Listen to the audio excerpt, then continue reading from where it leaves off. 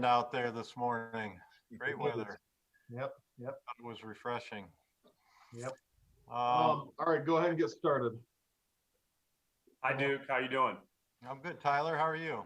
Good. Thanks for asking. You guys attacked the defensive side of the football in free agency for the second year in a row. Was that by design, or was that just how things panned out?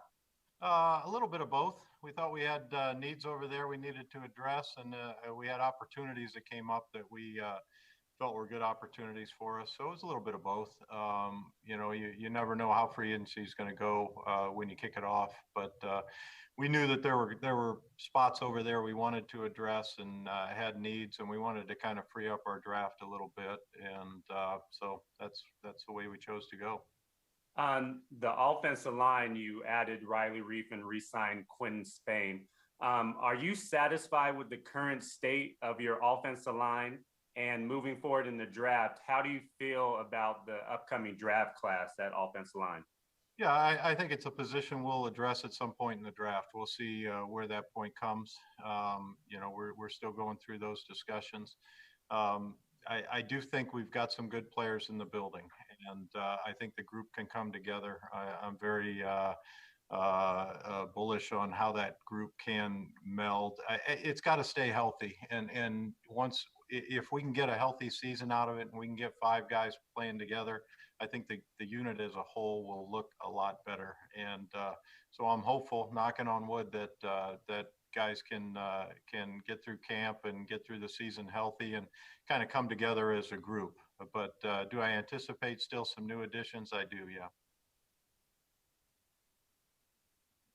Duke, have you received any intriguing offers for number 5? I'm sure you've at least gotten some calls, but have you received at least any intriguing offers at 5?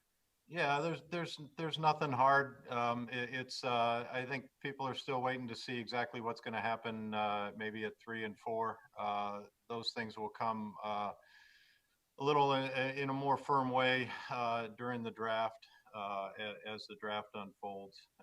We have discussions with teams all the time about potentials and. Are you willing to talk about it? And yeah, we're willing to talk about it. It's got to be right. And I've said before, I don't anticipate going down to a point where we're losing the level of player that we're looking at right now. I think we're in a good spot the way the talent is in this draft to get one of the guys that is a premier talent. You kind of answered the second part that I was going to ask you. Is there a line of demarcation of how far you would be willing to go back? I think so. It all depends on the compensation. But again, I don't want to drop down a whole level of player. And we think there are some really top level players that we're going to have access to right where we are. Duke, how many premier players at that level, non-quarterbacks, do you think there are in this draft? I probably won't answer that in a firm way, but we think there's a number that we would really feel would fit us and improve us as a team immediately. And so whether that's 3, 5, or 10, I probably won't answer that in a firm way right now. Is there a reason that the Bengals have so much cap space right now compared to most of the other teams in the league? No, we budget for our current team. There are things that will come off of it as the draft unfolds. You've got a budget for your draftees. You've got a budget for potential injury guys throughout the course of the year. You have to budget for your practice squad. We plan on having a practice squad, so all those things have to fit in the budget. I think there are teams around the league that are still going to have to wiggle to achieve the number that they need to get through the season. Duke, obviously you were a person to go see JaMarr Chase at his pro day. What were your impressions of him? I thought he did a real nice job. Looked like he had been working well with the season off that he had. Looks very competent in about every area that a receiver can look competent. Tested out really well, and we enjoyed our time down there with him. Duke, it seems like a good number of the top prospects, maybe more than not, opted out, and then compound that with injury that they maybe had the year before. How much more difficult does that make the evaluation process this year? I think it's a little more difficult. You're right, Dave. When you don't have current film to look at, it can be it can be problematic, or it can leave you wanting to see a little more. But those won't be decisions that we choose to not take a guy based on. It was a challenging year for everybody. Different conferences had different time schedules, and so everybody's situation was different. And it's not going to be something that's a hard and fast decision point. We'll evaluate what's there to be evaluated, and every player is a projection into the NFL. No matter if they played this year or didn't play this year, you still have to project the traits onto your team and in the NFL. Hey Duke, how do you see the debate, kind of a red hot debate out there? The tackle, do you see the tackle as being a rarer spot than the wide receiver? It would seem like in Bengals history and through the league, the tackle, an elite tackle is rarer than an elite receiver. Well, that's a pretty elegant way of asking a question that I'm not going to answer, Jeff. And I appreciate you. I appreciate you articulating it that way. But I don't intend to get into the debate about some of the very top level players in this draft. We're going through our rankings still.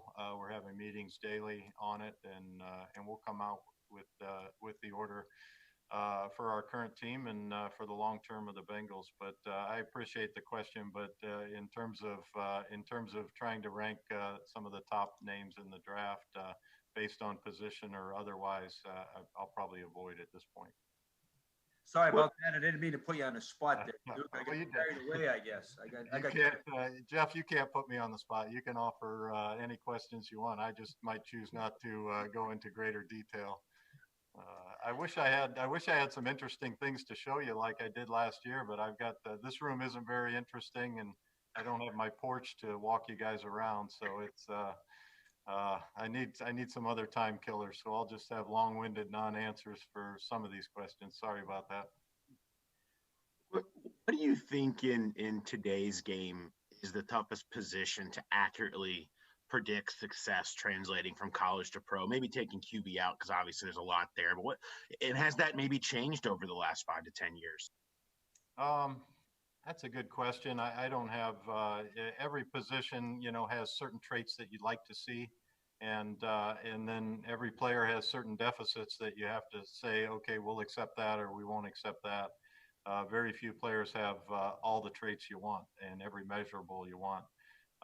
But there isn't an easy position to say that's a definite translation. The biggest piece that we have is, if you could tell me who was going to stay healthy, I would probably jump on that bandwagon immediately. So the health of these players is very difficult to predict, and the injuries that they will have in the future are very difficult to predict. In general, I think the game changes from college to the NFL. I think sometimes the size, strength, and physicality on the line of scrimmage is a big jump. And for some of the skill guys out there, I think maybe it's a little less of a jump because there are dynamic athletes that can run and move and cover in college as well. So, for the guys in the trenches, the strength, size, and physicality will all increase on our level. Duke, y'all cut Gio Bernard here recently. What are you guys looking for in a backup for Joe Mixon? Yeah, I think we feel good about the guys we have in the barn. I think Samaje's role is going to grow, and I think he earned that last year. And I think we've got some belief in Travion as well. Whether there'll be an addition beyond that, we'll see as we go. I have nothing but the utmost respect for Gio. He was a successful pick for us. Played 8 years here. We would have liked to have had him back maybe under different terms, and totally respect the fact that he chose a different path. But really a marvelous person. He's been a wonderful addition for us, and had a good career here, and he's a guy that I'll miss being around. He's just a wonderful guy, and I wish him success. What do you make of the growth of the receiver position, the last few drafts specifically, and obviously over time we've seen how much you think these drafts with tons of quality receivers making an impact is just the way of life in the NFL going forward, or do you think it's maybe a thing where the pendulum will swing back and forth? That's a good question. Colleges are throwing the ball an awful lot, and so they're developing these guys. And the NFL is become a passing league as well. So when you bring them in, you want to get use out of them right away. And I don't know that it's necessarily a new thing. When AJ came to us, his first year, we threw him right in, and he was a dynamic player for us. So especially with early round wideouts, you expect them to come in and contribute. That's why you take them. And I think the game translates a little more one-to-one, from the college game to the pro game there. Hey, Duke, what do you think the toughest part about trying to evaluate an edge guy is? It seems like they come from all sorts of leagues and shapes and sizes. What's the toughest part about trying to project what an edge guy can do in the league from college compared to? Yeah, a lot of times it's maybe a little different than what they're doing in college. They're facing different guys, and so you want to make sure that the guy has enough strength to hold up in the run game, and then does he also offer the ability to rush against good tackles? And they've got to have some length, they've got to have some strength, they've got to have flexibility, and there's normally a time frame where they learn the techniques that develop over time and that are successful in the NFL. But like any position, the better athlete he is, the tougher he is, the more desire he has to get to the ball. With all defensive players, they've got to have desire to get to the ball and make the play. And if that desire is lacking, normally you're not going to build that in them over time. Is there a measurable that's non-negotiable after all your years doing this? I mean, is there a measurable that if this guy lacks this or doesn't have that, 99 times out of 100, he just doesn't pan out? Or is it just guys figure out ways to overcome their weaknesses? I mean, what is there a non-negotiable and measurable or not? For every non-negotiable measurable you could list, you could also list a guy that's overcome it. And so the great thing and the fun thing about scouting is every player is a totally complete independent case study. And so where they might lack in one area, they might make up for it in another. And no two players are identical. And so that's the fun part about scouting is that very few players have every trait that you want. And you have to try to determine who's made of the right stuff and can overcome that, and who can't. But I wouldn't list, every scout in the league is going to tell you, is bigger better? Yeah, bigger is definitely better. Is stronger better? Yeah, stronger is better. Faster is better. Tougher is better. I think the trait that is probably overriding with all successful players is, do they enjoy playing the game, or do they play it for what the game brings them? And that's the toughest piece for a scout to uncover, is what motivates the guy. Does the game motivate them? Does the competitive nature of the game motivate them? And do they like performing, or do they do it because they can? And the ones that do it because they can are normally the ones that flame out earliest. Duke, I know you made a evaluation, JaMarr Chase, but can you evaluate Mr. Sewell as an offensive lineman? What your impressions of him is? Yeah, I commented on Chase's pro day. I'll be happy. I was fortunate enough to get out to Oregon to see Panay's pro day.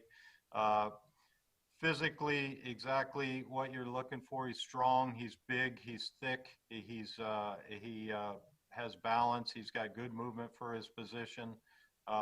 He's got versatility, and again, it appeared that he took the time to get himself ready to go in the season that he had off. So, it was also a very impressive pro day. Duke, a lot of debate at number 5 as we look at these mock drafts. Can you give us an idea if that debate was the same in your draft room with you and Mike and Zach and the Brain Trust, how that process works, and ultimately if there's a total disagreement, how you guys work it out? Well, the position we're in right now, we're going to have a guy that everybody likes. And that's why I'm careful to get out of a position to where we're making those strong arguments where somebody is dead set against somebody. We're going to have a choice between people that we feel very strongly about. So that's a good position to be in. And we're just talking through what is the best way forward. And those discussions are ongoing, and they involve everybody that's had a hand in the evaluation. And I feel strongly we'll make the right call for us, but it's a call between really good options at different positions with different players. And, so that is a good position to be in. When you pick high in a draft, Gary, it's you pick a good player, but you leave a lot of good players on the board. And we're going to leave good players on the board. We get one pick. If we had multiple picks, we'd certainly use them. But we feel like we'll take the right guy for us, and we'll get to that point sometime prior to draft day.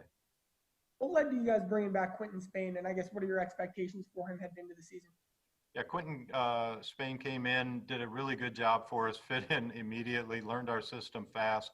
The thing Quentin offers is experience, toughness.